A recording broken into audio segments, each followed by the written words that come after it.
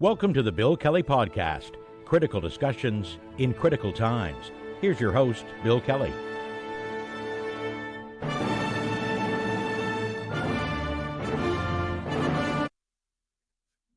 Hey, welcome back. This is the Bill Kelly Podcast, critical discussions in these critical times.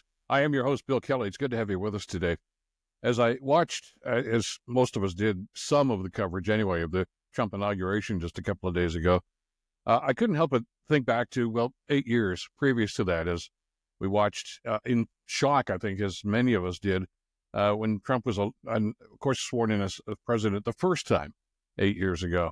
And I was one of the critics. I mean, millions of us had written about this and said, look, this guy's a buffoon. He's a glorified, show TV host. I mean, and by the way, he found that most of the stuff he even said on that show was scripted. So, I mean, the guy, he doesn't have the acumen to be a leader in any way, shape, or form, especially the leader of the free world.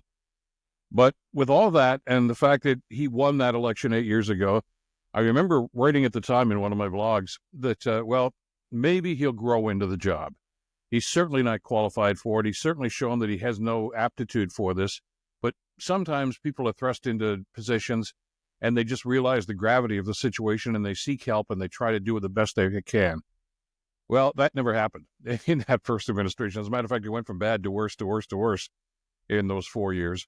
No sense in spending too much time going over that. Most of it is historically enshrined right now. We know the pandemic and the economy went in the toilet and a number of other things.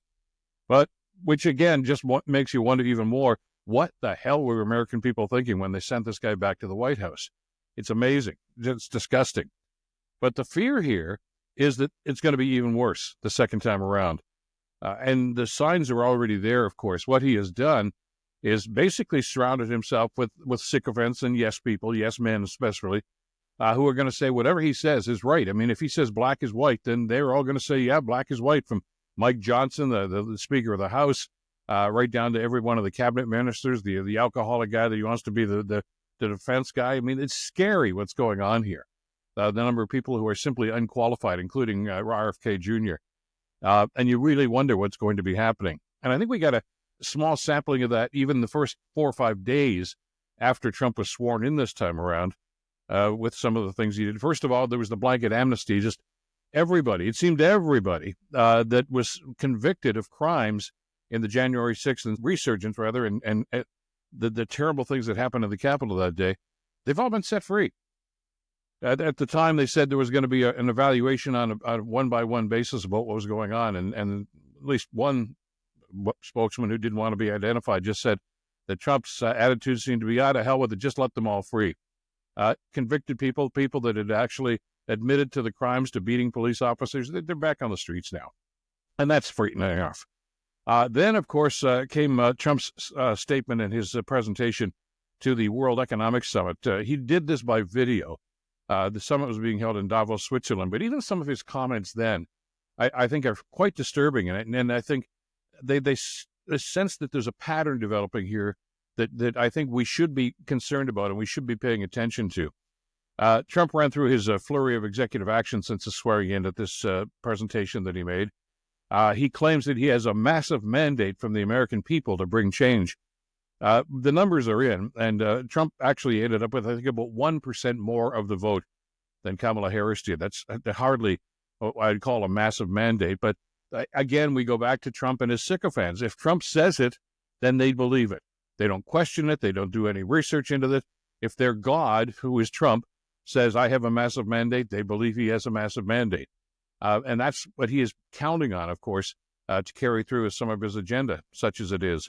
And there are a couple of things here that we want to talk about here today. And there's more to come on this, of course, in the days and weeks, and I guess years ahead, about the impact that some of these ramblings of Trump are going to have on not just Canada, but I think in the global situation, economically and in so many other different facets.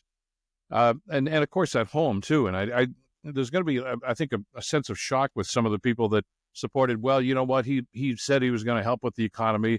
The price of eggs, we've seen those memes, of course, all over the place. But, of course, it was the day after he got elected that he said, well, we can't really bring the price down. But you promised you would, Donald. Now you say you can't really do it. And that was frustrating.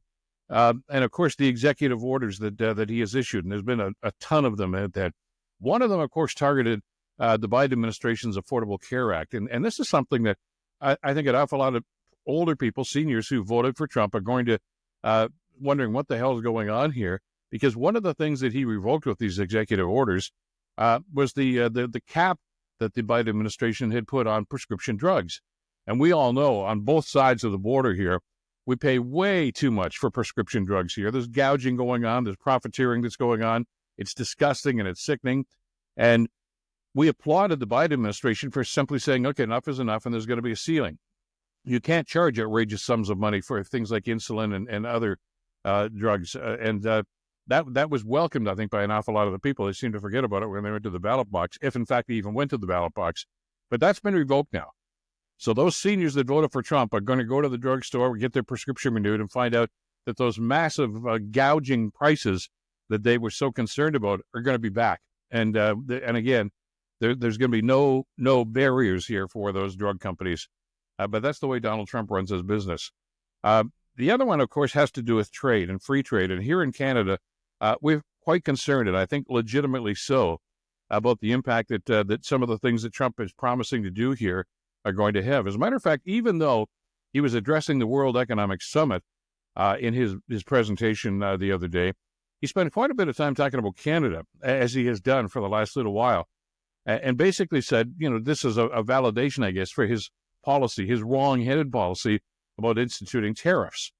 And he basically said to the folks there at this summit who were watching, he says, yeah, come and make your product in America, and we will give you among the lowest taxes of any nation on earth, Trump says. And he says, but if you don't make your product in America, which is your prerogative, then we will tax you. We will tariff you, different amounts, but a tariff, which he says will direct hundreds of billions of dollars, even trillions, he said, into the U.S. Treasury to strengthen the economy and pay down the debt under the Trump administration. Now, he doesn't mention, by the way, that huge debt that's sitting on the books was incurred during the Trump administration. That's a legitimate point that he doesn't seem to want to touch on. He also doesn't seem, again, to understand the whole way that tariffs run. And economists have weighed in on this. And what he doesn't seem to want to acknowledge here is that if you put a tariff on something from Canada or from England or wherever the case might be, it's the importer, the person who's bringing that product into the country, that has to pay the tariff. It's not the government of Canada or the government of the UK or the government of France that pays the tariff. It's the person in the United States that wants to bring it into the country. They're the ones that have to pay. So explain to me again how that's going to benefit people. And you know as well as I do, whether we're talking about an increase for whatever reason, whether it's a tariff, whether it's a new contract where workers are going to get more money. That doesn't happen very often these days, but once in a while. Any added cost that a company incurs is always passed on to the consumer. So explain to me again how, if prices are going to rise and if it's going to cost more to bring that product into the country, of course they're going to pass it on to the consumer. Of course eggs are going to cost more. Of course many things are going to cost more. And these people are so blindly just accepting everything Trump says. And it's going to hit them right between the eyes, or more importantly, I guess, it's going to hit them in the wallet. But he did, as I mentioned, spend an awful lot of time talking about Canada and saying that, this is such an unfair deal, even though it was the Trump administration that renegotiated the NAFTA deal some years ago. And he was quite insistent, though, in suggesting that we are ripping the U.S. off, which it's mind-boggling, I know, to even consider that sort of an accusation. But he says, hey, we don't need Canadian steel. We don't need Canadian lumber. We don't need Canadian oil and gas. We don't need Canadian automobiles. Well, he is so dead wrong there because of the agreement and the interaction between these companies and the United States government and the Canadian government. And by the way, provincial and state governments as well. There are trade deals between states and provinces, not just on a national level. And we found that out during the last Trump administration, when he tried to institute tariffs on things like aluminum and lumber and others, that the states themselves that have these deals are saying, well, you can't do that. No, we can't produce that.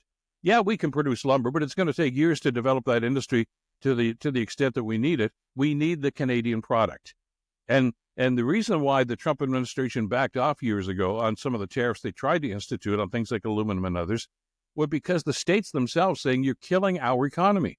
And it's going to happen again, because the same thing is present.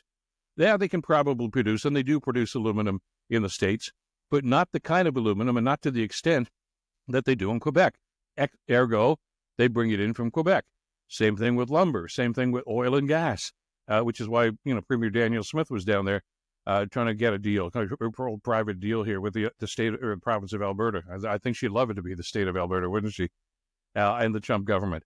Good luck with that. When push comes to shove, this is going to happen. Tariffs are going to happen, and there is going to be some hurt. And I know that we've talked about, and I think legitimately so, about how this is going to have a negative impact on the U.S. economy and on U.S. consumers, but it's also going to hurt us. Let's not kid ourselves here. There's going to be some pain here on this side of the border when these tariffs are instituted, because we're going to have to pay higher costs as well. And this is the way Trump operates. Trump does not negotiate. Trump always wants to win. I watched, and I'm sure some of you did too, the interview that Pierre Poilievre did with Jordan Peterson. It's gone viral here. A lot of mistruths and false statements in that thing, but of course, an awful lot of the right-wing media don't want to touch that sort of thing.